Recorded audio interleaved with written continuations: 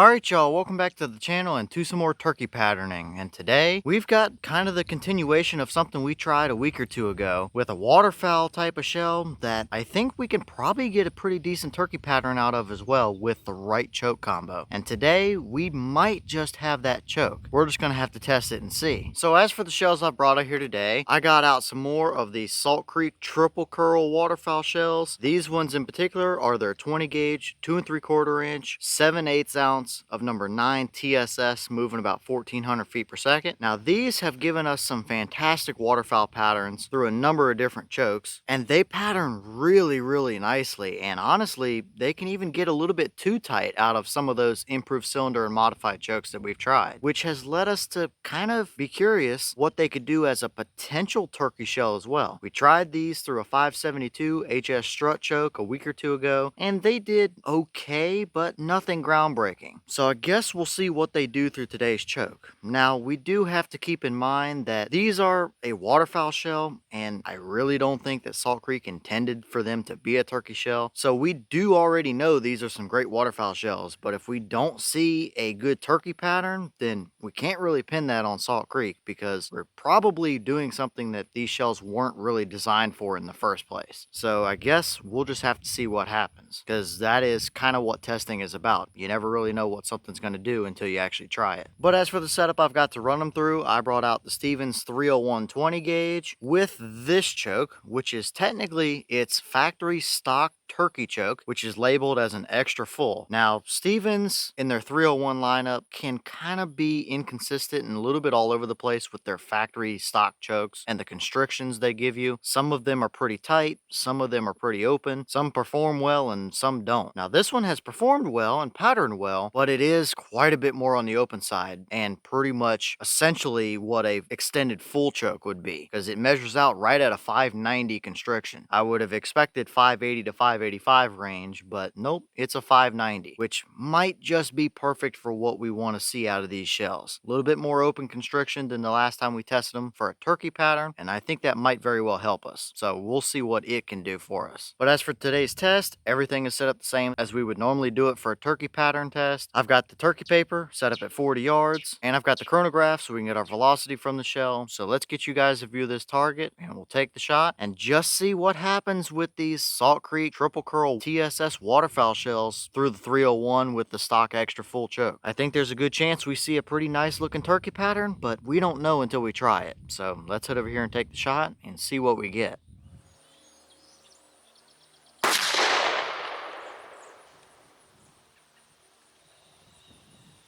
Alright, so that round gave us 1467 through the chrono. The boss claim is 1400, but we have consistently been seeing a little bit higher than that 1400 claim from these shells. So considering we have what is essentially slightly extended full choke for all intents and purposes, adding an extra ½ inch or 3/4 of an inch of barrel length, I think 1467 is probably pretty realistic based on what we have been seeing. Now that is moving on out for a turkey shell, so was it actually able to hold a pattern through that choke down at 40 yards? Let's go check it out and see what kind of results we got and if it worked out for us or not.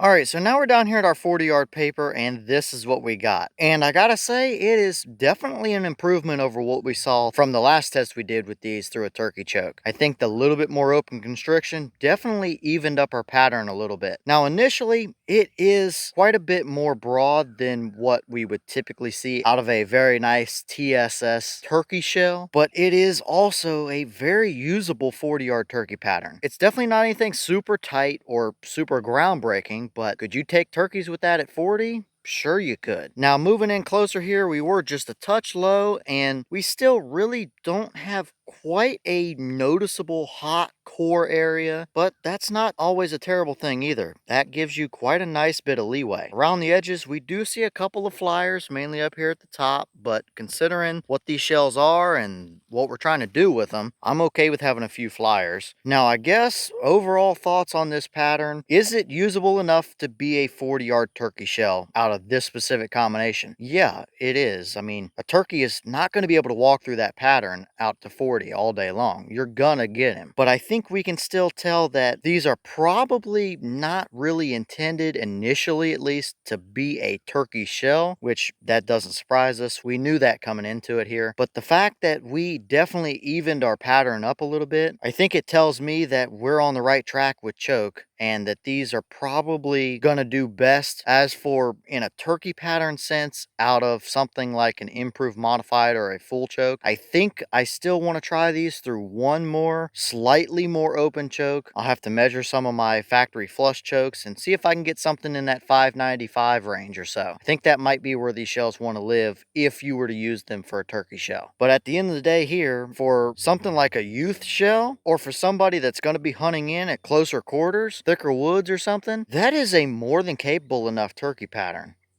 Okay, and here's the wad from that shell, and as you can see, we definitely have one petal that opened a little farther than the rest, but overall, the wad doesn't look too terribly damaged or anything like that. Nothing stuck down in there except their little cork piece, and I mean, there's no rips or tears or pinholes or anything in it, so we're not over constricting it to the point where we're absolutely blowing our pattern out or damaging anything. But looking at this and how it kind of opened up, I think we can still afford to go down just a little bit in constriction to a flush full or maybe an improved modified or something like that. And that really might be the ticket for what these shells want if we're trying to get a turkey pattern out of a waterfowl shell. But as for the wad, definitely nothing too special to see, and it looks pretty much normal for what I would expect out of a combination like this. All right, y'all. Well, what did you think about that pattern right there? It is absolutely a capable enough pattern for turkeys at 40 yards. They're not going to be able to walk through that. Now, again, we're doing something that these shells weren't really designed to do in the first place. So the fact that we can get a plenty good enough turkey pattern out of a waterfowl shell should tell us that these are some pretty good shells that Salt Creek is making. And we know they are fantastic through the much more open improved cylinder and skeet chokes and stuff like that for a duck pattern. But it does look like if you had a couple boxes of these shells or something and wanted to or needed to use them for a turkey shell in the spring, you could do it. But I don't know. Let me know your thoughts about it down below. Is that about what you expected to see? Were you a little surprised one way or the other? Is that a good enough 20 gauge turkey pattern for you to take out on a hunt? Would you want to see it condensed down just a little bit more, or have a little bit tighter or hotter of a core? And is there another choke or setup combo that you might want to see us test these through for either waterfowl